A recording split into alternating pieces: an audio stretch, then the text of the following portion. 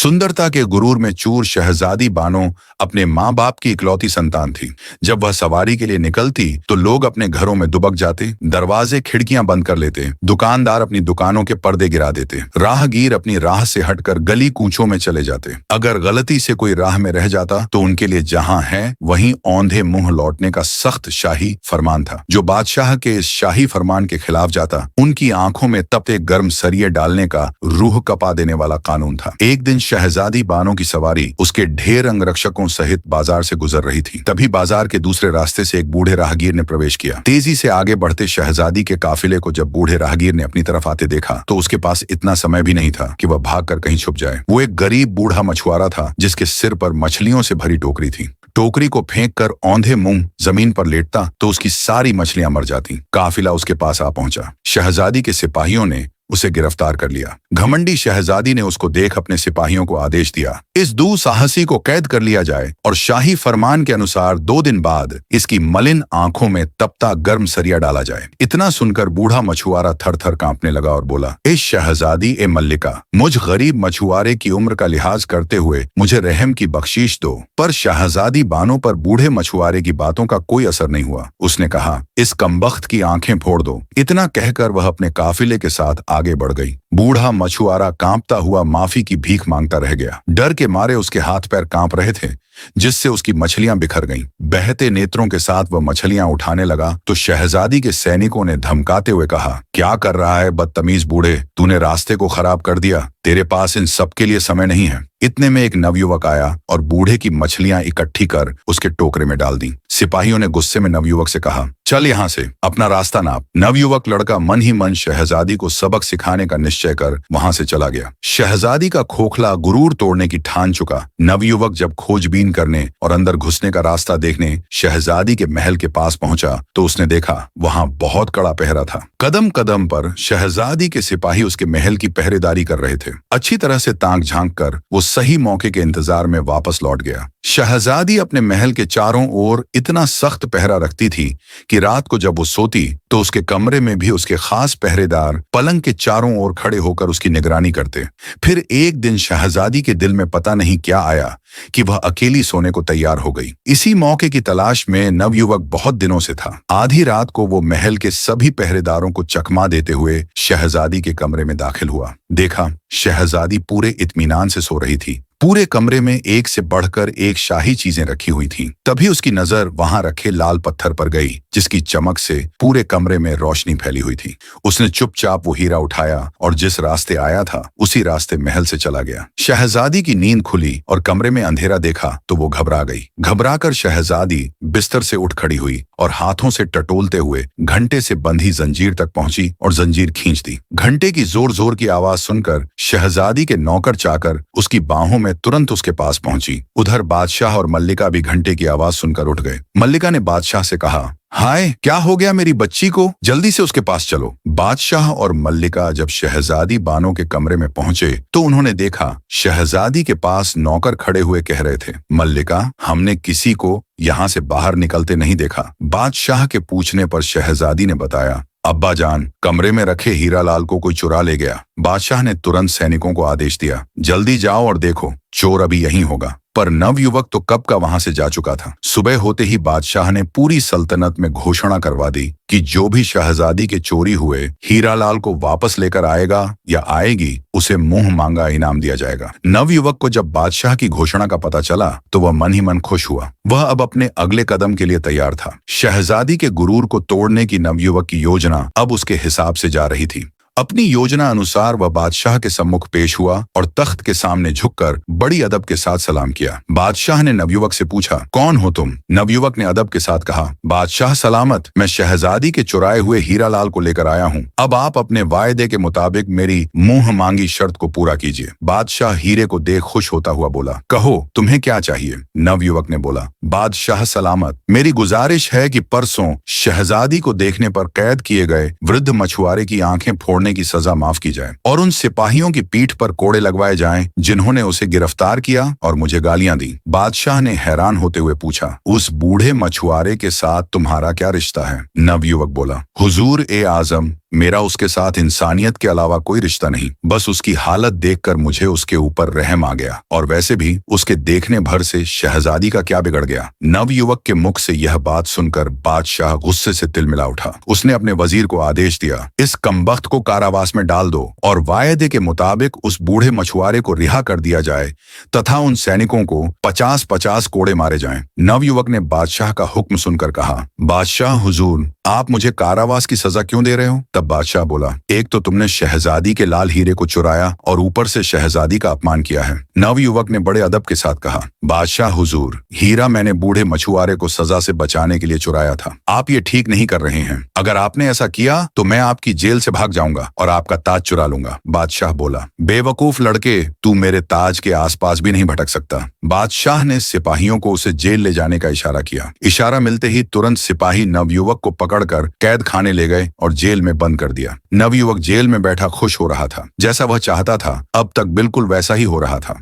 वह अब अपने अगले कदम के लिए पूरी तरह तैयार था। बादशाह शहजादी के पास गया और हीरा लाल देते हुए उसे सारी दास्तान सुनाई। शहजादी ने कहा, अब्बा जान, उस दुस्साहसी की इतनी मजाल कि उसने मेरे कमरे से हीरा लाल चुराया और अब आपका ताज चुराने की फिराक में है। उस दुष्ट व्यक्ति को बीच चौराहे पर खड़ा करके उसके दोनों हाथ कटवा दीजिए ताकि फिर कभी कोई ऐसी जुर्रत करने की सोचे तक नहीं। बादशाह ने शहजादी से कहा, बेटी तुम चिंता मत करो, जैसा तुम कहती हो उसके साथ वैसा ही किया जाएगा। बादशाह ने पूरे राज्य में घोषणा करवा दी कि कल सुबह राज्य का हर व्यक्ति शहर के चौराहे 3 बजे इकट्ठा हो जाए। बीच चौराहे पर शहजादी के महल में चोरी करने वाले दुष्ट नवयुवक को खड़ा कर उसके दोनों हाथ काटे जाएंगे। बादशाह का वजीर जब कैद खाने जाकर नवयुवक को यह खबर देता है तो नवयुवक जोर जोर से हंसने लग जाता है और कहता है, तुम सब पागल हो गए हो, सुबह तक यहाँ कौन रुकेगा? मैं तो आज रात ही बादशाह का ताज लेकर यहाँ से फुर्र हो जाऊंगा। वजीर ने कैद खाने के दरोगा को हुक्म देते हुए कहा, आज रात कैद खाने के चारों ओर सख्त पहरा लगवा दीजिए। सुबह हुई तो बादशाह ने वजीर को हुक्म दिया, जाओ जल्दी लेकर आओ उस कमबख्त को,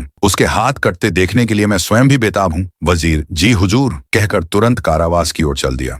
उसने कारावास के दरोगा को कहा, उस नवयुवक को लेकर आओ। दरोगा जब जेल के अंदर जाकर देखता है तो उसे वहां सिर्फ हथकड़ियां पड़ी हुई मिलती हैं।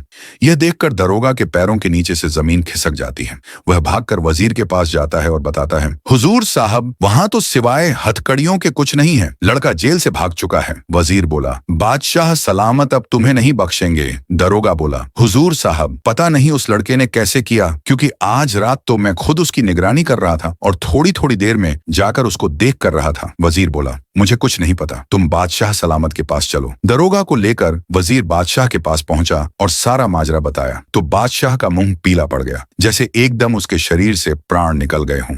वह आनन फानन में अपने शयन कक्ष की ओर दौड़ा। देखा तो उसका मुकुट भी गायब था। शहजादी बानो अपने पिता के महल में आती है। देखा तो बादशाह उदास बैठा हुआ है। शहजादी ने उनसे मायूसी का कारण पूछा तो बादशाह बोला, क्या फायदा मेरे बादशाह होने का जब एक मामूली सा चोर लड़का मेरे महल में दाखिल हो जाता है और जो उसका मन करे उठा ले जाता है। शहजादी बोली, मुझे तो लगता है सभी नौकर उस कमबख्त से मिले हुए हैं, पर आप उदास मत हो अब्बा जान, एक तरीका है उसे पकड़ने का और आपका ताज फिर से पाने का। आप उस बूढ़े राहगीर को फिर से कैद करवाकर पूरे नगर में घोषणा करवा दीजिए कि बूढ़े मछुआरे की आंखें निकालकर उसे शहजादी के महल में बंदी बनाकर रखा गया है, वो उसे बचाने जरूर आएगा। बादशाह के हुक्म की देर थी कि कुछ ही देर में सैनिक उस बूढ़े राहगीर को पकड़ लाए। बादशाह ने बूढ़े मछुआरे को आराम के साथ शाही कमरे में ठहराया और अपनी योजना अनुसार पूरे राज्य में घोषणा कर दी कि बूढ़े की आंखें निकाल उसे कैद करके रखा है। नवयुवक को जब पता चला तो उसके तन बदन में आग लग गई। उसने खुद से कहा, जब मेरे ऊपर वश नहीं चला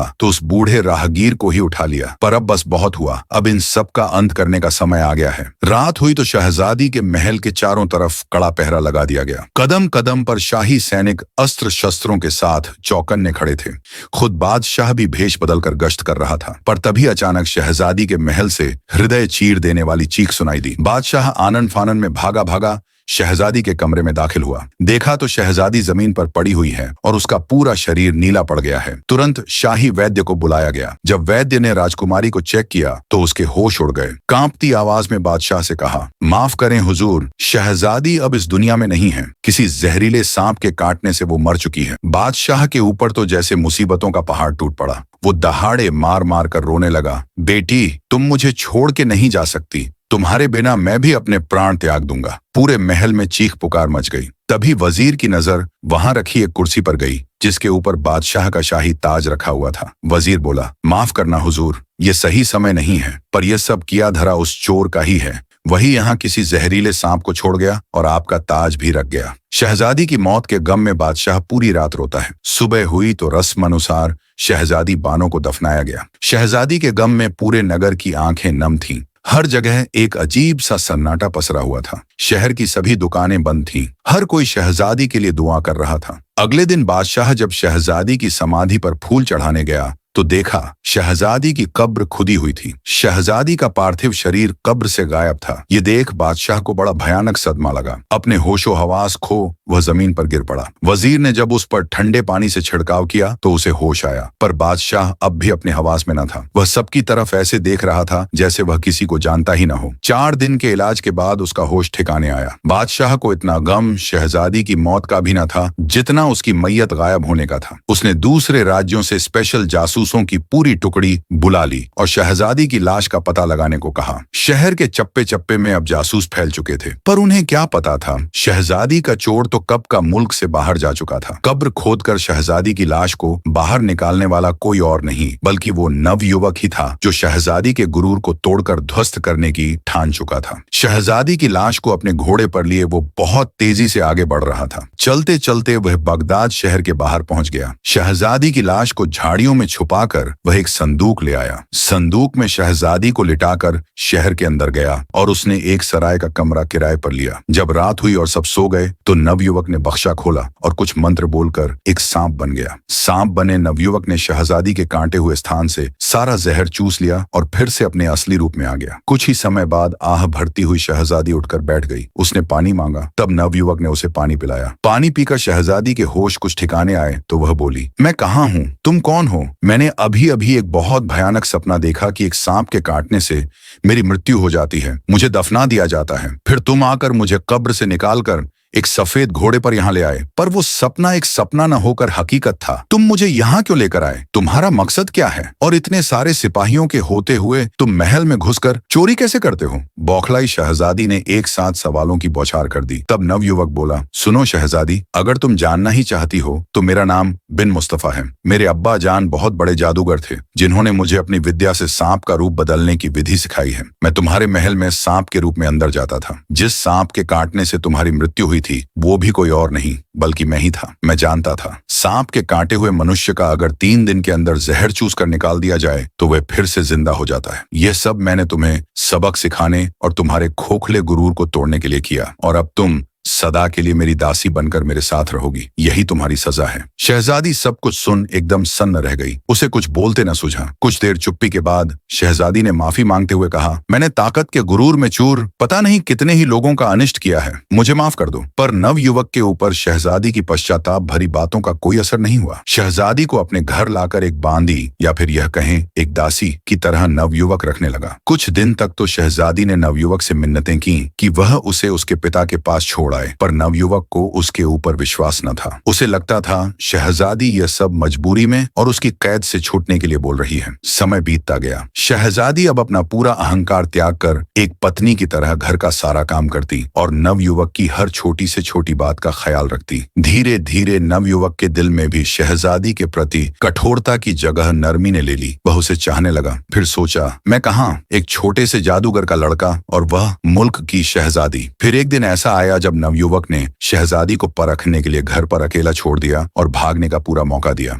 और सोचा रात को जब लौटूंगा तब अगर शहजादी मुझे मिल गई तो उसके सामने अपने दिल की बात कह दूंगा। रात तक का समय नवयुवक ने बड़ी मुश्किल से काटा। रात हुई तो वह धड़कते दिल के साथ घर की ओर चल दिया। उसके मन में ढेरों विचार एक साथ चल रहे थे। नवयुवक जब रात में घर आया तो उसने देखा शहजादी कहीं नहीं गई बल्कि रोजमर्रा की तरह अपने कामों में तल्लीन थी। आज पूरा दिन सोचने समझने और विचार करने के बाद उसने फैसला लिया कि शहजादी के साथ उसका कोई भविष्य नहीं है। उन दोनों के बीच प्रतिष्ठा और रुतबे की बहुत बड़ी दीवार है, तो वह उसे सही सलामत बादशाह के पास ही छोड़ आएगा।